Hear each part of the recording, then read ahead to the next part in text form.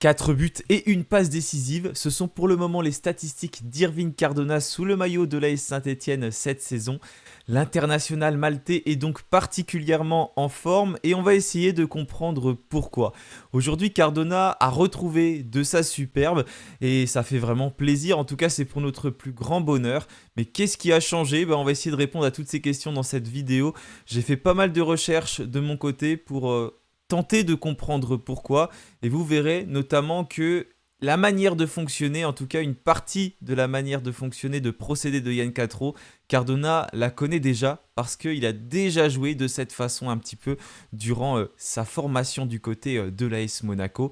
On va revenir sur tout ça, un petit peu son parcours, sa manière de jouer, comment procède Yann Catro, qu'est-ce qui plaît à Cardona, et puis on analysera quelques séquences de jeu de Saint-Etienne lors de la rencontre face à Clermont, mais aussi contre Grenoble, pour voir un petit peu tous les mouvements, tous les déplacements que l'on peut observer, et notamment le fameux jeu en croix. Je vais vous expliquer tout ça dans cette vidéo. Avant de débuter, comme d'habitude, n'oubliez pas de vous abonner, de liker, et on se retrouve juste après le générique.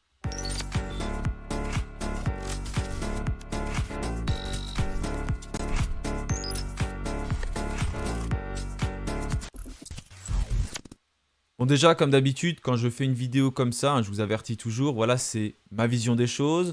Vous avez peut-être une vision qui est différente. J'ai fait des recherches, j'ai parlé avec pas mal de personnes également aussi pour essayer de comprendre et d'avoir leur avis, notamment concernant sur Irving Cardona.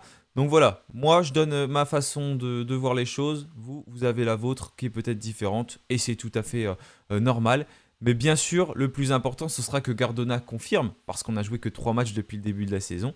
J'espère qu'il va s'épanouir. Mais en tout cas, pour l'instant, tous les voyants sont au vert sous les ordres de Yann Catro. Saint-Etienne réalise un début de saison qui, pour l'instant, est magnifique, exceptionnel, j'ai envie de dire.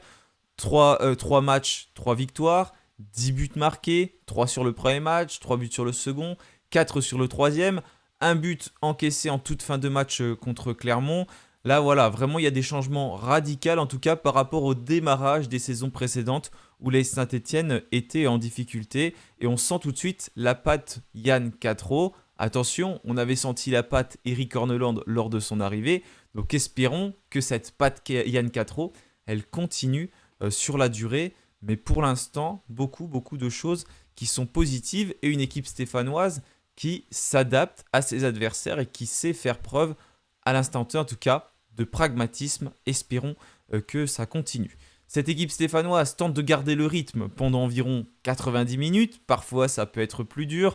On a notamment vu Julien Le Cardinal qui n'était pas forcément satisfait de la rencontre face à Grenoble en seconde mi-temps lors de son interview en conférence de presse. Contrairement à Catro qui était plus content, en tout cas c'était le match le plus abouti de l'AS Saint-Etienne depuis le début de la saison. Mais il faut être exigeant, continuer et faire attention à ne pas commettre trop d'erreurs et de perte de balles, et surtout avoir des attaquants qui soient décisifs, comme c'est le cas d'Irving Cardona, qui pour l'instant est vraiment très en forme sous les couleurs de l'AS Saint-Etienne. Justement, on va commencer en revenant sur le parcours de Cardona, je vous en ai parlé, et notamment sa formation du côté de l'AS Monaco, la formation à l'Académie de Monaco, où Cardona a notamment gagné la Coupe Gambardella avec un certain Kylian Mbappé, parce que les deux joueurs ont été formés à Monaco en même temps. Cardona a 1 an de plus, mais ils font à peu près partie de la même génération.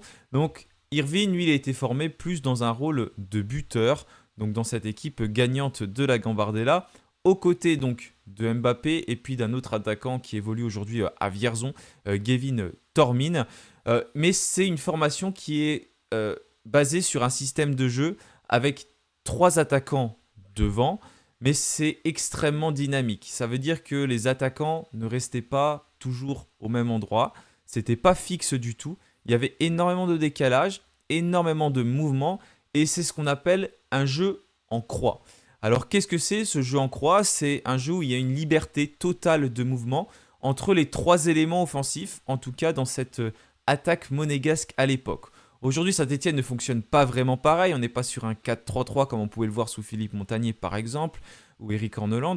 On est plutôt sur un 4-2-2-2 avec des attaquants qui bougent énormément, qui dézonent, et c'est ça qui crée du danger. Mais on a toujours cette espèce de jeu en croix J'en ai parlé, donc, comme je vous l'ai dit, avec certaines personnes qui connaissent bien notamment la manière dont fonctionne Irving Cardona. Et il aimait beaucoup cette liberté à Monaco. Il allait sur un côté, sur un autre, il revenait un petit peu dans l'axe. Ce fameux jeu en croix, et je vais vous afficher justement un petit diaporama où j'ai ciblé une zone clé. Cette zone clé, qu'est-ce que c'est? Je vais vous en donner la définition que je me suis faite. C'est un endroit qui est laissé volontairement libre, où il n'y a pas de numéro 9 dans le système de jeu de la Saint-Etienne. Vous l'avez sans doute remarqué, il n'y a pas de véritable numéro 9 d'attaquant de pointe. Et le but, c'est de placer volontairement un joueur dedans en attirant les autres sur les côtés, ou en tout cas en les enlevant de cette zone clé avec ces fameux mouvements, ces déplacements en croix. Donc que ce soit de la part de Cardona, de Brehum, de Ballot ou de Boaké, pour qu'ensuite un de ces attaquants puisse se mettre dans cette zone clé, donc qui est à l'entrée en gros de la surface de réparation, une zone qui est idéale pour tirer, et que ce joueur ait toute la liberté ensuite de frapper à proximité du but adverse pour mettre en danger le gardien de but et la défense. J'expliquerai un petit peu mieux tout à l'heure parce qu'il y aura des images, donc ce sera un petit peu plus clair. Mais moi, en tout cas, là, c'est mon point de vue personnel, c'est cette zone clé. C'est quelque chose que j'ai identifié sur plusieurs séquences que j'ai pu voir. Donc vous me donnerez également votre avis si pour vous, il y a une zone qui est un petit peu laissée libre par Saint-Etienne. Mais en tout cas, c'est grâce à tous ces déplacements. Voilà en tout cas donc Cardona qui connaît bien ce fameux système de jeu où il faut se déplacer, se décaler sur un côté, repiquer dans l'axe, être à la fois ailier, être à la fois meneur de jeu, être à la fois un petit peu avant-centre, un petit peu à tous les postes, mais ça demande bien évidemment une certaine coordination, et si cette coordination n'existe plus, là, il y a une véritable zone de danger, et cette zone clé devient une zone de danger à la perte du ballon de la part de Saint-Etienne. Donc si on fait un parallèle avec le système de jeu actuel de Saint-Etienne, le coach stéphanois réutilise cette animation offensive, en tout cas, qui est en mouvement. Donc Cardona retrouve un football qu'il connaît par cœur, en fait, qu'il a utilisé il y a 10 ans, en 2016, quand il a gagné la Coupe Gambardella avec Monaco. Et ça lui permet de mettre en avant ses qualités naturelles qu'il pouvait déjà exploiter sous Olivier Dalloglio, quand il avait fait cette fameuse très belle seconde partie de saison, parce que c'était pas tout à fait la même manière de fonctionner de la part d'Odo, mais par contre, il avait quand même cette liberté totale sur son côté. Vous vous souvenez, il était surtout sur le côté droit, mais il pouvait beaucoup dézonner dans l'axe. On l'a notamment vu marquer des beaux buts de la tête, parce qu'il y avait un petit peu cette liberté aussi offerte à Irving Cardona durant cette très belle deuxième partie de saison où on est monté en Ligue 1, bien sûr. Et là, ça correspond parfaitement à ses qualités naturelles, parce que Cardona, c'est un joueur aussi qui a une très très bonne finition, un joueur qui n'est pas avare d'efforts et qui est très rapide, qui aime dézonner, qui sait lire le jeu. Et il a pu tous ces fameux replis défensifs que l'on pouvait observer, notamment sous Horneland, où il y avait énormément de pertes de ballon. Il fallait vraiment qu'il se replie défensivement, où il était quand même plus sur un côté. Et là, pour lui, c'était plus dur. Et on le sentait bien plus épuisé, même d'ailleurs sous Philippe Montagnier, où il était épuisé. Mais je pense que la première partie de saison avait joué, où beaucoup de joueurs s'étaient d'ailleurs pleins de la préparation sous Horneland. Là, la préparation, pour l'instant, on voit des joueurs stéphanois qui sont particulièrement affûtés, particulièrement en forme. Espérons que ça dure sur la totalité de la saison et qu'on n'observe pas une équipe stéphanoise qui se fatigue. Mais là, l'avantage, c'est qu'on a un gros banc et un gros milieu de terrain. Et on en parlera tout à l'heure du milieu de terrain. Je ne vais pas trop aller vite parce qu'on a pas mal de choses à évoquer dans cette vidéo. Donc là, je vous propose qu'on parle de l'animation offensive. Et juste après, on fera des petites analyses par rapport à des séquences de jeu qu'on a pu donc observer contre Clermont et face à Grenoble. Mais déjà, en préambule, on a des déstabilisations au niveau des défenses adverses grâce au mouvement permanent de l'ensemble des attaquants stéphanois. Les attaquants qui sont Boaké, Ballot, Brehum, Davitashvili, Dufus quand il rentre, Stassin également. Il y a beaucoup de monde. Et en plus de ça, certains milieux peuvent se projeter et jouer le jeu, tout comme les latéraux qui se projettent également. Et on a les milieux de terrain qui vont compenser d'ailleurs la montée de certains latéraux. Et en fait, tout cela, toutes ces permutations vont empêcher les défenseurs de fixer un marquage individuel. Donc par exemple, le défenseur de Grenoble, qui devait marquer Cardona, c'était jamais le même. Parce que Cardona, il permutait, il allait d'un côté, de l'autre. Et en fait, il a trois quatre joueurs à marquer. Un coup, c'est Cardona. Un coup, c'est Boaké. Un coup, c'est Brehum. Un coup, c'est Ballot. Un coup, c'est Davitashvili, etc., etc.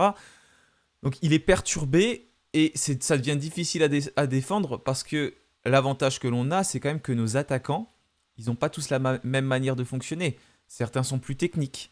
Certains sont plus rapides. Certains vont avoir une meilleure vision du jeu. Certains vont plus se dribbler sur place. Certains vont plus éliminer avec de la vitesse. Vraiment, certains vont être plus physiques. C'est pas pareil du tout et ça devient compliqué de défendre parce que tu sais jamais vraiment sur qui tu vas tomber. Et surtout quand on fait un énorme pressing et qu'on récupère le ballon très haut, là ça peut aller vite et c'est aussi une des clés de la manière de fonctionner de Castro. On récupère le ballon très haut, en tout cas c'est ce qu'il veut, et après ça se projette très vite et Cardona aime beaucoup ça, dézoner, jouer avec ses partenaires et jouer avec l'adversaire pour qu'ils ne comprennent plus vraiment comment ça fonctionne. Et pour l'instant, ça fonctionne depuis le début de la saison. À un moment donné, on va forcément éprouver un petit peu plus de difficultés. C'est obligé, les équipes vont à peu près comprendre comment on fonctionne. Un jour, on va subir également l'ouverture du score. Et ben, ce sera à nous de nous adapter, de faire preuve de pragmatisme pour, encore une fois, mettre en danger l'adversaire et que l'on soit les maîtres du jeu et que l'on ne subisse pas le jeu. Parce que si on subit le jeu, la manière de jouer de Catro, bah, ça devient plus compliqué parce qu'on n'est pas une équipe qui est faite pour laisser l'adversaire jouer. Je pense pas en tout cas, parce qu'on le voit tout de suite, l'intensité presse, presse, presse pour récupérer le ballon. Donc voilà, en tout cas, le défenseur adverse doit gérer au moins 3-4 joueurs différents durant le match.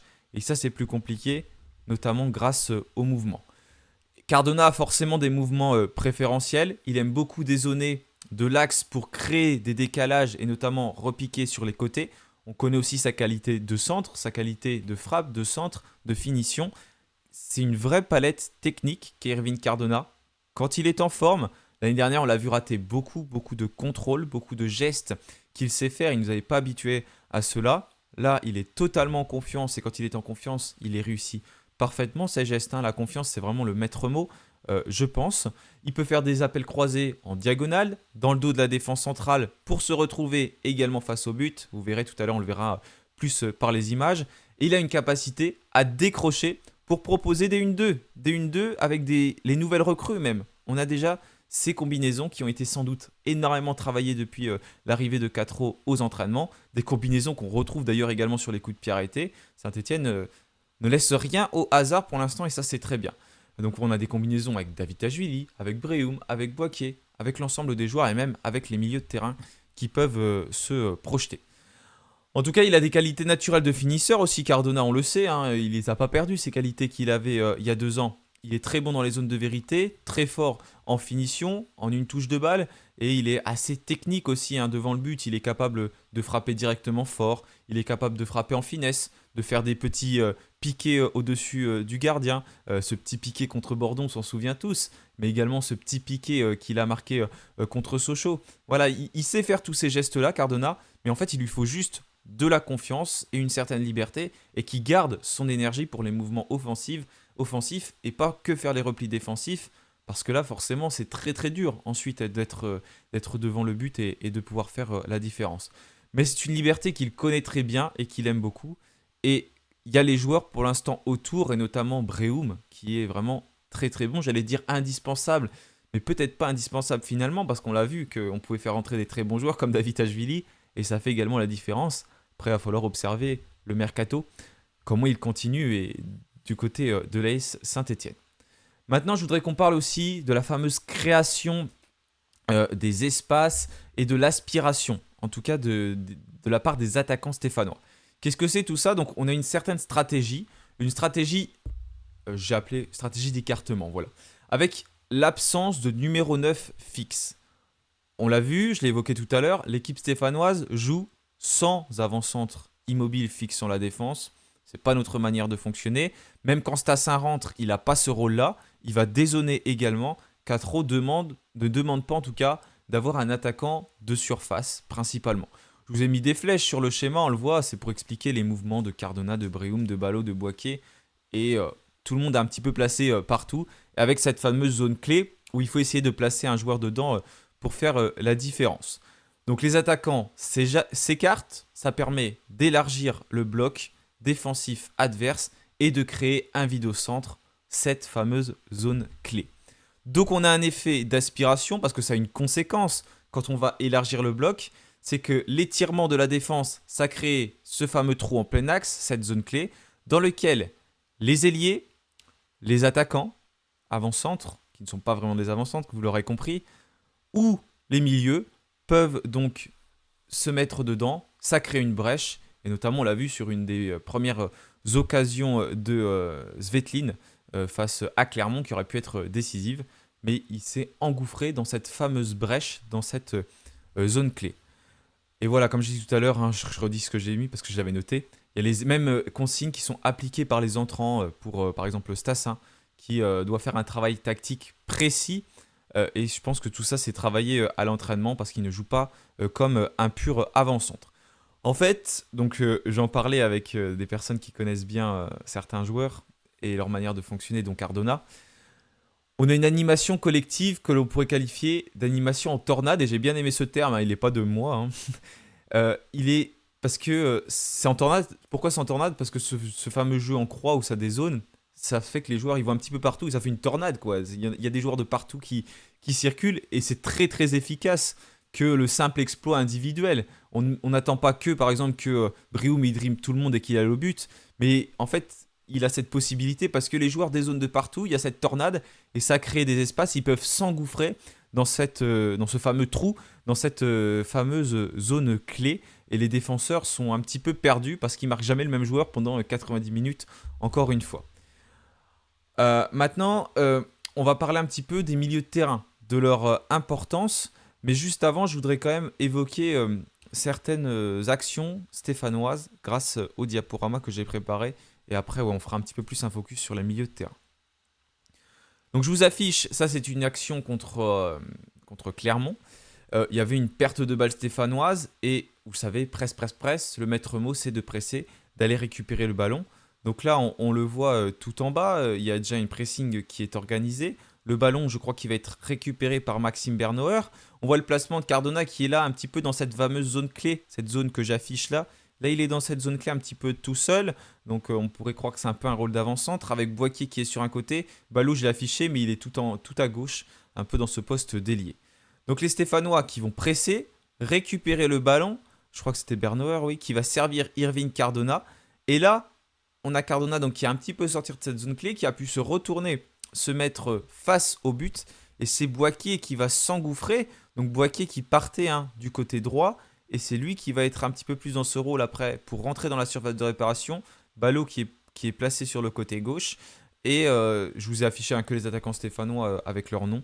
Et Brehum donc, qui est un petit peu plus derrière. Et Cardona qui va tenter de trouver Boaké dans cette zone clé. Chose qu'il va très bien faire. Malheureusement, la finition va ensuite pêcher pour l'attaquant des Verts.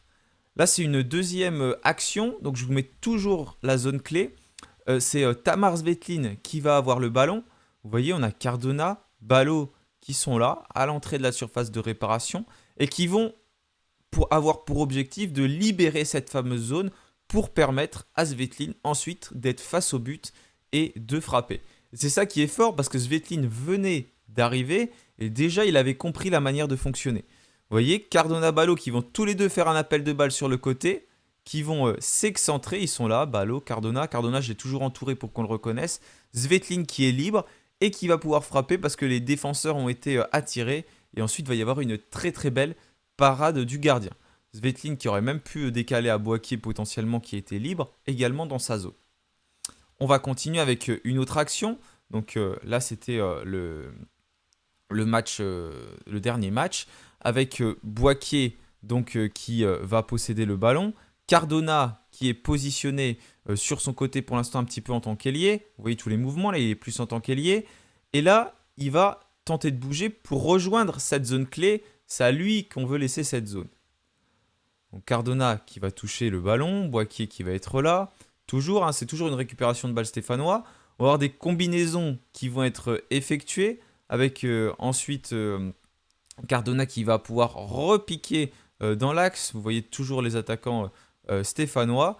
Je sais plus si c'est Chongvai ou Svetlin qui a le ballon, j'arrive pas à le reconnaître comme ça. Mais en tout cas, c'est un milieu de terrain de l'AS Saint-Étienne et qui va pouvoir ensuite servir Brehum et Cardona qui est reparti dans le centre avec tous ses mouvements. Et c'est lui qui va avoir cette liberté et qui va tenter de frapper. Mais il y a un très beau retour ensuite du défenseur adverse. Mais voilà, il a pu s'offrir cette opportunité parce qu'il y a beaucoup de mouvements et il y a beaucoup de vitesse qui est mis dans le jeu stéphanois.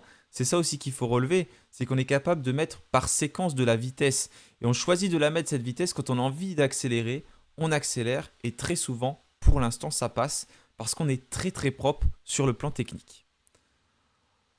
Donc, vous voyez... Ah oui, j'ai inversé deux images, je crois. Mais en tout cas, c'était la même action avec les déplacements stéphanois. Une autre action ensuite de la part des Verts, avec donc les mouvements qui vont être organisés. Cardona qui va pour l'instant être sur le côté. Une très belle récupération de la part de l'AS Saint-Étienne. Brehum qui va servir en une touche de balle Irvine Cardona. Et Cardona qui va ensuite essayer de trouver Brehum dans cette zone clé. Mais finalement, c'est pas Brehum qui va trouver parce qu'il va partir sur le côté pour centrer en éliminant son vis-à-vis. Il y avait cette fameuse zone qui était ouverte, donc vous pouvez s'attendre à ce qu'on aille là. Mais il y a une autre zone qui est ouverte sur le côté. Centre de Cardona, c'est Ballot qui est dans cette fameuse zone clé qui est libre. Et ensuite, Tierno Ballot qui va conclure et marquer de la tête le but stéphanois face à Grenoble. Donc vous voyez, il y a énormément de mouvements avec les milieux de terrain qui participent aussi bien aux actions défensives. Il y a encore plein d'actions à prendre en compte, notamment avec la montée des latéraux. On pourrait faire une vidéo très très longue. Quelqu'un qui est spécialiste de l'analyse, qui est bien meilleur que moi, pourrait voir énormément de points de vue différents pour analyser tout ça.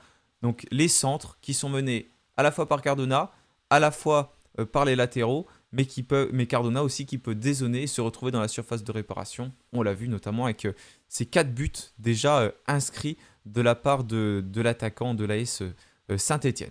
En tout cas, voilà, Cardona est particulièrement en forme grâce au système de jeu, selon moi, de Yann Cattereau, cette liberté totale, ce fameux jeu en croix, et donc cette zone clé qui est une zone un peu libre, qui est laissée libre, où on essaye de placer une personne, un attaquant, et qui peut rapidement mettre en danger la défense adverse parce qu'il aura le temps, l'opportunité de frapper en étant dans une vraie situation dangereuse. Mais j'aime beaucoup tous ces mouvements et ce fameux jeu en tornade de la part de Saint-Étienne. Donc je vous ai parlé des milieux de terrain, on va se concentrer un petit peu plus dessus parce qu'on a des milieux de terrain qui sont complémentaires. On l'a vu notamment avec Maxime Bernauer mais qui peut être redécalé. On a donc Tamar Svetlin qui est arrivé et qui essaye de s'engouffrer un petit peu dans toutes les brèches, qui bouge énormément et qui est très important, tout comme Aaron Chongvoi qui est un petit peu plus physique et qui en dégage aussi. Et après, on aura des retours comme Mahmoud Jaber, Nadir El Jamali. On va voir comment les choses vont évoluer. Et Paul et Marc, on espère bien évidemment voir revenir très très vite. Donc le milieu, il est très complémentaire avec le rôle clé de l'ensemble des joueurs. Donc je vous ai parlé de Svetlin, de sa disponibilité, de Chongvoi qui est impressionnant notamment sur le plan physique. Et ce milieu de terrain est clé. On le sait que dans une équipe, de toute façon, pour performer, il faut avoir un très bon milieu de terrain. Il y a quelques erreurs encore d'approximation, bien évidemment, de Chongvoi notamment, qui a fait quelques erreurs sur certaines passes, donc il faut faire très attention parce que ça peut nous mettre rapidement en danger. Mais voilà, on a une certaine manière de fonctionner avec des espaces qui sont laissés libres, des combinaisons, et on peut se projeter avec des joueurs aussi, des milieux, qui sont capables de trouver rapidement les attaquants adverses, notamment Maxime Bernauer, on le sait qu'il a un bon pied, mais Svetlin a aussi un très très bon pied, et pour alerter Cardona notamment devant et créer de la vitesse, ça emmène du danger. L'année dernière, on avait un souci, pour moi en tout cas, c'est qu'on traînait trop devant le but, et on n'arrivait pas à mettre cette vitesse, et défense qui était assez vite regroupée, et forcément quand tu mets pas de vitesse, c'est plus dur de mettre en danger l'adversaire. Là pour l'instant on arrive à mettre cette vitesse plus la technique, ça fait clairement la différence, et ça met vraiment en danger le bloc adverse. Et en plus de ça, voilà, pour l'instant on est serein notamment sur le plan défensif, et quand tu es serein, ça aide à performer parce que les autres joueurs sont aussi en confiance. Ils savent qu'ils peuvent compter sur une bonne défense, une récupération de balle qui est rapide, notamment grâce à notre pressing qui est initié très rapidement avec un espèce d'arc de cercle pour enfermer l'adversaire. Et donc cette charnière centrale avec le Cardinal et Nahir qui performe, qui est complémentaire, qui apporte cette assurance et qui permet à l'ensemble des attaquants stéphanois d'avoir cette liberté sans véritable crainte des contre-attaques. Voilà, en tout cas, j'ai à peu près terminé de mon côté. Je vais juste faire une rapide conclusion en parlant de Cardona et son renouveau, donc, parce que c'est pas un sursaut qui est isolé hein, de la part de l'attaquant des Verts. C'est pour moi le résultat pour l'instant d'une tactique qui est mise en place par l'AS Saint-Etienne et qui fonctionne. J'espère qu'elle va continuer de fonctionner, qu'on va réussir à l'adapter, mais Cardona retrouve un petit peu ce qu'il avait vu du côté de Monaco quand il a été formé et quelque chose qu'il aimait vraiment. Cette liberté qu'il a sur le fond d'attaque, c'est quelque chose qu'il aime parce que Cardona, c'est pas un attaquant qui aime rester sur place. Il a besoin de bouger et pour ça, il faut avoir des joueurs qui sont très complémentaires et des joueurs qui aiment aussi bouger, ce qui est pour l'instant le cas du côté de Saint-Etienne. Tout ça, ça fait qu'on a une animation collective qui est assez fluide, assez huilée, ça joue vite, c'est technique, ça dézone et ça fait que Saint-Etienne, pour l'instant, performe, marque et se montre efficace. Voilà, pour l'instant, Quatro a tout compris à la manière de fonctionner. Mais on va voir s'il va tout comprendre sur la suite de la saison, s'il va réussir à s'adapter pour que l'AS Saint-Etienne performe pendant 34 journées, parce que pour l'instant il y en a 3 de jouer, c'est sûr, mais le championnat est long, il fait 34 journées. En tout cas, ça fait hyper plaisir de voir Cardona qui performe, Cardona qui a de très belles statistiques, qui est particulièrement en forme, et j'espère que ça va continuer pour lui et pour nous sur la suite de la saison.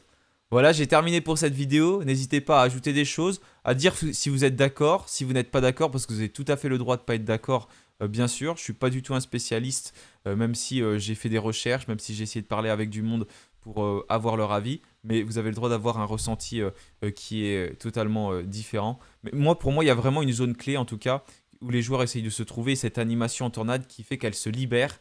Et quand elle se libère et qu'on trouve le joueur, tout de suite, il y a véritable danger si on arrive à conclure. Après, il y a plein d'autres travaux qui sont effectués, hein, comme les coups de pied arrêtés, etc., les replis défensifs, où là, on a véritablement progressé. Voilà, je vais vous laisser parce qu'on est déjà à 27 minutes de vidéo, donc elle est très très longue. Merci à vous tous d'avoir suivi cette vidéo. N'hésitez pas à mettre un petit like pour soutenir la chaîne, à vous abonner également, et puis bien sûr, allez les Verts. Allez, salut à tous.